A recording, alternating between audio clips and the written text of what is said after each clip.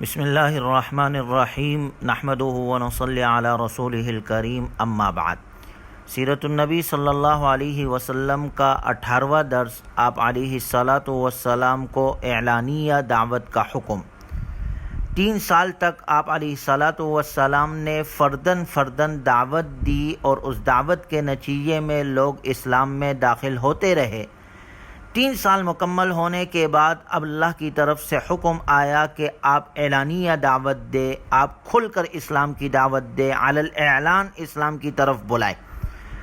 وَأَنذِرْ عَشِيرَتَكَ الْأَقْرَبِينَ وَاخْفِضْ جَنَاحَكَ لِمَنِ اتَّبَعَكَ مِنَ الْمُؤْمِنِينَ۔ آپ اپنے قریبی رشتہ داروں کو ڈرائیے اور اپنے پیروکار ایمان والوں کے ساتھ شفقت اور تواضع کا تعلق رکھیے۔ وَقُلْ إِنِّي أَنَا النَّذِيرُ الْمُبِينُ، اور آپ کہہ دیجئے میں تو کھل کر پوری وضاحت کے ساتھ ڈرانے والا ہوں۔ فَاصْدَعْ بِمَا تُؤْمَرُ وَأَعْرِضْ عَنِ الْمُشْرِكِينَ، آپ کھل کر سنا دیجئے جس کا آپ کو حکم دیا جاتا ہے اور مشرکوں کی پرواہ نہ کیجئے۔ ان آیات کے نزول کے بعد جناب رسول اللہ صلی اللہ علیہ وسلم نے پورے جذبے اور ولولے کے ساتھ دعوت دین اور دعوت اسلام کا پیغام دینا شروع کیا۔ لِتُنذِرَ أُمَّ الْقُرَىٰ وَمَنْ حَوْلَهَا، کہ آپ مکے والوں کے اور ان کے اطراف والوں کو ڈرائیے۔ لِأُنذِرَكُمْ بِهِ وَمَنْ بَلَغَ، بلکہ آپ نے فرمایا میں تو تم سب کے علاوہ ہر اس شخص کے لیے نذیر ہوں جس تک میرا پیغام پہنچ سکے۔ کافۃ للناس بشیرا ونذیرا، سارے موجودہ اور آئندہ انسانوں کے لیے بشیر و نذیر۔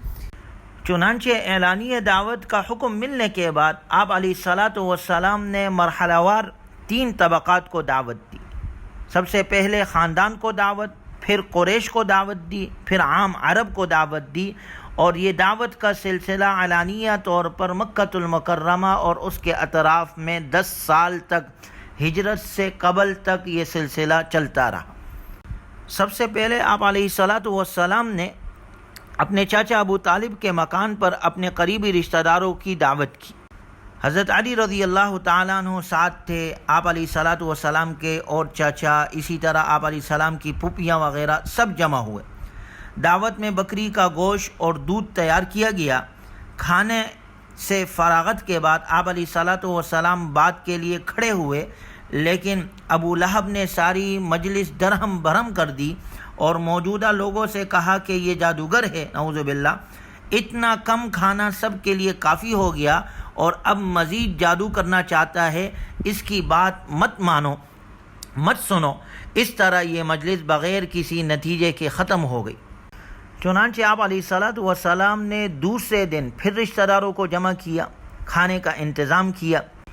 ضیافت کھانے سے فراغت کے بعد اب آپ علیہ الصلاۃ والسلام کھڑے ہوئے اور آپ نے اپنے خاندان کو دعوت دی۔ آپ علیہ الصلاۃ والسلام نے فرمایا قافلے سے آگے چلنے والا قافلے سے جھوٹ نہیں بولتا۔ اللہ کی قسم اگر بالفرض میں عام لوگوں سے جھوٹ بولوں تو آپ سے کبھی نہ بولوں گا، اگر میں اور لوگوں کو دھوکہ دوں تو آپ کو کبھی نہ دھوکہ دوں گا۔ اس ذات کی قسم، واللہ الذی لا الہ الا ہو، انی رسول اللہ الیکم خاصۃ والی الناس کافہ۔ اس ذات کی قسم جس کے سوا کوئی عبادت کے لائق نہیں، میں تمہاری طرف خاص طور پر اور عام لوگوں کی طرف عام طور پر اللہ کا پیغمبر ہوں۔ واللہ لتموتن کما تنامون ولتبعثن کما تستيقظون، اللہ کی قسم تم پر ایسی موت آ جائے گی جیسے تم سوتے ہو اور ایسے ہی زندہ کیے جاؤ گے جیسے جاگتے ہو۔ وَلَتُحَاسَبُنَّ بِمَا تَعْمَلُونَ وَلَتُجْزَوُنَّ بِالْإِحْسَانِ إِحْسَانًا وَبِالسُّوءِ سُوءًا وَإِنَّهَا لَجَنَّةٌ أَبَدًا أَوْ لَنَارٌ أَبَدًا، تم سے ضرور تمہارے اعمال کا حساب لیا جائے گا، تمہارے اچھے اعمال کا اچھا اور برے اعمال کا برا بدلہ یعنی سزا دی جائے گی تمہیں، اور تمہارے لیے جنت ہے، ہمیشہ ہمیشہ کی جنت ہوگی یا جہنم۔ اے بنی عبد المطلب، میں نہیں جانتا کوئی جوان جو اپنی قوم کے لیے مجھ سے زیادہ بہتر پیغام لایا ہو۔ انی جئتکم بامر الدنیا والآخرہ، میں تمہارے پاس دنیا اور آخرت کی بھلائی اور کامیابی کا پیغام لایا ہوں۔ جب آپ علیہ الصلاۃ والسلام اپنی اس دعوت حق سے فارغ ہوئے تو حضرت علی رضی اللہ تعالیٰ عنہ کھڑے ہوئے اور کہا کہ میں جسم سے تو کمزور ہوں لیکن اس دعوت میں آپ کے ساتھ ہوں۔ باقی کسی نے کوئی خاص تائید نہیں کی۔ اس کے بعد دوسرے مرحلے میں آپ علیہ الصلاۃ والسلام نے قریش کو دعوت دی۔ آپ صلی اللہ علیہ وسلم صفا کی پہاڑی یا جبل ابی قبیس پر چڑھے، کپڑا ہلایا یا صباحہ کی صدا لگائی۔ اس زمانے میں عام تھا کہ اگر کوئی بات لوگوں تک پہنچانی ہو تو اونچی جگہ پر کھڑے ہو جاتے اور کہتے یا صباحہ۔ آپ علیہ الصلاۃ والسلام نے آواز لگائی، قوم کو پہاڑ کے دامن میں جمع کیا۔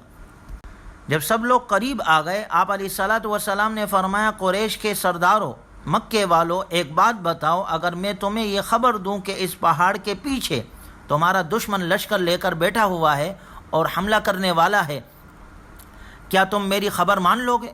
انہوں نے کہا بالکل، اتنی بڑی اہم خبر، پہاڑ کے پیچھے دشمن فوجیں لے کر پہنچ گیا ہے، ابھی تم پر چڑھائی کرے گا، اتنی بڑی خبر میں تمہیں دوں، میری خبر مان لو گے؟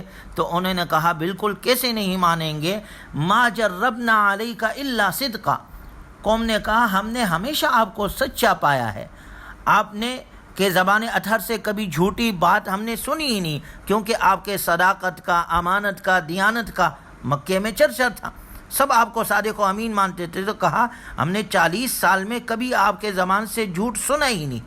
تو آپ علیہ الصلاۃ والسلام نے فرمایا فإنی نذیر لکم بین یدی عذاب شدید، اے قریش والوں، میں ایک سخت عذاب کے آنے سے پہلے تمہیں کھل کر ڈر سناتا ہوں۔ اس موقع پر باقی تو سب خاموش رہے، لیکن ابو لہب نے مخالفت کی اور سخت الفاظ کہے، نعوذ باللہ، کہنے لگا تب اللہ کا الہذا جماعتنا، یعنی نعوذ باللہ کہنے لگا آپ کے لیے بربادی ہو، کیا اس کام کے لیے تم نے ہمیں جمع کیا تھا؟ اللہ تعالیٰ نے اس کے جواب میں پوری سورہ لہب نازل فرمائی اور ابو لہب کی بربادی اور تباہی کا ذکر کیا۔ تبت یدا ابی لہب وتب، کہ ہاتھ ابو لہب کے برباد ہو۔ ما اغنى عنہ مالہ وما کسب، اس کے دولت اور اس کے کمائی جو تھی وہ اس کے کچھ کام نہیں آئی۔ سیصلی نارا ذات لہب وامرأتہ حمالۃ الحطب فی جیدہا حبل من مسد، بھڑکتی شعلوں والی آگ میں داخل ہوگا اور اس کی بیوی بھی لکڑیاں دھوتی ہوئی اپنے گردن میں رسی ڈالتے ہوئے داخل ہوگی۔ یعنی ہلاکت کا ذکر اللہ نے اپنے نبی کے جواب میں ابو لہب کی ہلاکت کا ذکر کیا۔ قابل غور بات یہ ہے کہ ابو لہب حضور صلی اللہ علیہ وسلم کا سگا چاچا، مالدار ہے، صاحب اقتدار ہے، اور اس کی بیوی بھی اس کے ساتھ اس رسالت کی تکذیب میں برابر ہے۔ تو اللہ نے وحی کے ذریعے سے آپ صلی اللہ علیہ وسلم کے زبان اطہر سے یہ بات بتلا دی، یہ دونوں ایمان سے محروم رہیں گے اور ان دونوں کی دولت ان کے کچھ کام نہیں آئے گی۔ چنانچہ وہی بات بالکل اسی طرح ثابت ہوئی آگے وقت میں کہ دونوں ایمان کے بغیر دنیا سے گئے اور دونوں کو ان کا مال بچا نہیں سکا، بلکہ ہمیشہ ہمیشہ کی عذاب میں مبتلا ہوئے۔ پھر پہاڑ پر کھڑے ہو کر آپ علیہ الصلاۃ والسلام نے جو مثال دی، اس سے بہترین مثال ممکن نہیں کہ پیغمبر اللہ کی طرف سے اس بلند مقام پر کھڑا ہوتا ہے جہاں سے اس کی نگاہیں دنیا آخرت، معاش انسان کے حال اور مستقبل کو یکساں دیتی ہے۔ جس طرح پہاڑ پر کھڑے ہونے والا شخص دونوں طرف دیکھتا ہے، اس کو دونوں جہتیں نظر آ رہی ہوتی ہے، یہی فرق نبی اور غیر نبی میں ہے۔ آپ علیہ السلام نے مثال کے ذریعے سے بتلایا کہ دیکھو، ٹیلے کی دوسری جانب تم نہیں دیکھ سکتے، لیکن میں دیکھ رہا ہوں۔ تمہاری یہ دنیاوی زندگی جو میں تم بظاہراً دیکھ رہے ہو، اور ایک آخرت کی زندگی ہے جس کے بارے میں تمہاری نظر اوجل ہے، اللہ نے وحی کے ذریعے سے مجھے دونوں بتلا دی ہے۔ تمہاری دونوں زندگیوں کا دار و مدار ایمان پر ہے۔ اگر تم مان لو گے میرے حکم کو تو اس دنیا میں بھی کامیاب رہو گے جو تم دنیاوی زندگی گزار رہے ہو، اور وہ اخروی زندگی جو تمہاری آنکھوں سے اوجل ہے، آنے والی ہے، اس میں بھی کامیاب رہو گے۔ قولوا لا الہ الا اللہ تفلحون، کہہ دو لا الہ الا اللہ تو فلاح پا جاؤ گے۔ اس مثال کے ذریعے سے کتنی زبردست وضاحت کی ہے حضور صلی اللہ علیہ وسلم نے۔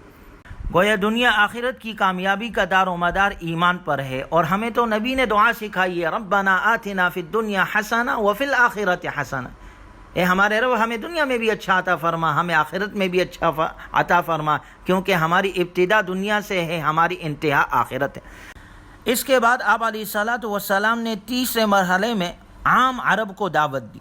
عام لوگوں کو آپ دعوت دیتے تھے۔ مکۃ المکرمہ میں 3 منڈیاں لگتی تھیں، مجنہ، عکاظ، ذوالمجاز، اس میں جا کر آپ علیہ الصلاۃ والسلام دعوت دیتے تھے۔ یہی وہ جگہ ہے جہاں لوگ حج سے فارغ ہو کر چلے جاتے تھے، تو آپ علیہ الصلاۃ والسلام ان جگہوں میں گھوم کر خیموں میں جا کر لوگوں کو ان الفاظ سے دعوت دیتے تھے، یا ایھا الناس قولوا لا الہ الا اللہ تفلحون، اے لوگو تم لا الہ الا اللہ پڑھ لو تو کامیاب ہو جاؤ گے۔